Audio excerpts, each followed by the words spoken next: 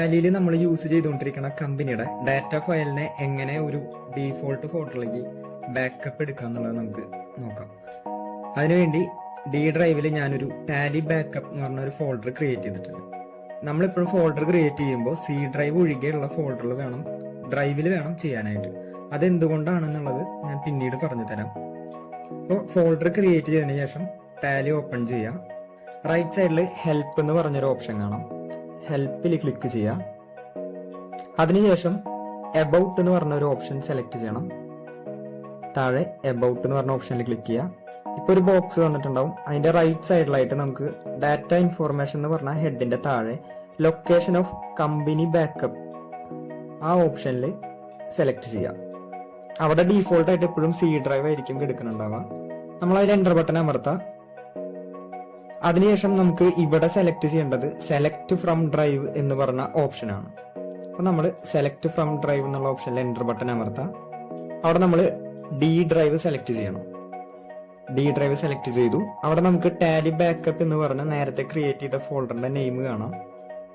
അത് സെലക്ട് ചെയ്ത് enter button അമർത്താം. വീണ്ടും എൻ്റർ ബട്ടൺ അമർത്താം. അഗെയിൻ ഒന്നുകൂടി എൻ്റർ ബട്ടൺ അമർത്താം. അതിനുശേഷം നമ്മുടെ കമ്പനി ബാക്കപ്പിന്റെ പാത്ത് അവിടെ കാണിക്കും. അവിടെ നമ്മൾ ടാലി ബാക്കപ്പ് എന്നുള്ള പേരിന്റെ എൻഡിലോട്ട് കഴ്സറിനെ കൊണ്ടുവന്ന് ഇതുപോലെ ഒരു സ്ലൈഡ് സ്ലാഷ് ഇട്ട് കൊടുക്കണം. അതിനുശേഷം ഒന്നുകൂടി എൻ്റർ ബട്ടൺ അമർത്താം. അതിനുശേഷം നമ്മൾ ഒന്നുകൂടി എസ്കേപ്പ് ബട്ടൺ അമർത്തി പുറകോട്ട് പോരാം. നമുക്ക് ചെയ്തു വെച്ച ഫോൾഡറിന്റെ പാത്ത് കറക്റ്റ് ആയിട്ടുണ്ടോ എന്ന് ചെക്ക് ചെയ്യാം. അതിനായി ഹെൽപ്പിൽ വരാം. അഗെയിൻ എബൌട്ടിൽ വരാം. എബൌട്ട് സെലക്ട് ചെയ്യുമ്പോൾ നമുക്ക് അവിടെ കാണാം ലൊക്കേഷൻ ഓഫ് കമ്പനി ബാക്കപ്പ് എന്നുള്ളത് മാറിയിട്ടുണ്ട്. നമ്മൾ നേരത്തെ കൊടുത്ത പാത്ത് സെലക്ട് ആയിട്ടുണ്ട്. ഇനി എസ്കേപ്പ് അടിച്ച് ബാക്കിലോട്ട് പോകുന്നതിന് ശേഷം ഡാറ്റ എന്ന് പറഞ്ഞ ഓപ്ഷനിൽ ക്ലിക്ക് ചെയ്യാം. അവിടെ നമുക്ക് ബാക്കപ്പ് എന്ന് പറഞ്ഞൊരു ഓപ്ഷൻ കാണാം. അതിൽ എൻ്റർ അമർത്താം.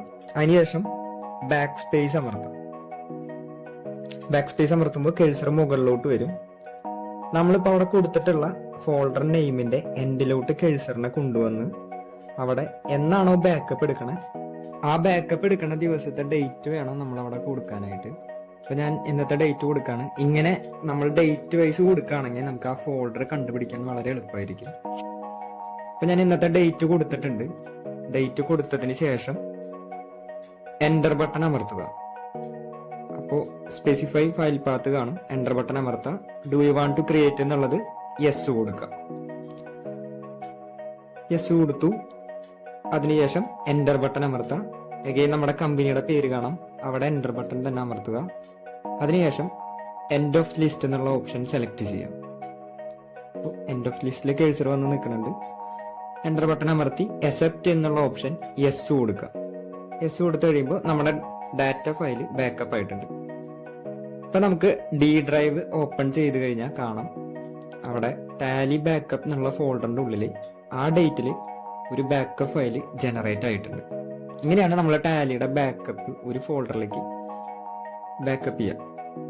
സി ഡ്രൈവിലോട്ട് നമ്മൾ ഒരിക്കലും ഫോൾഡർ ക്രിയേറ്റ് ചെയ്ത് ബാക്കപ്പ് സേവ് ചെയ്തെന്ന് പറഞ്ഞിട്ടുണ്ടായിരുന്നു. പറയാനുള്ള റീസൺ എന്താണെന്ന് വെച്ച് കഴിഞ്ഞാൽ കമ്പ്യൂട്ടറിന് എന്തെങ്കിലും ഇഷ്യൂ, വിൻഡോസിന് എന്തെങ്കിലും ഇഷ്യൂ വന്ന് നമുക്ക് ഫോർമാറ്റ് ചെയ്യേണ്ട വന്നു കഴിഞ്ഞാൽ നമ്മുടെ ബാക്കപ്പ് ഫയലും കൂടി നമുക്ക് നഷ്ടപ്പെടും.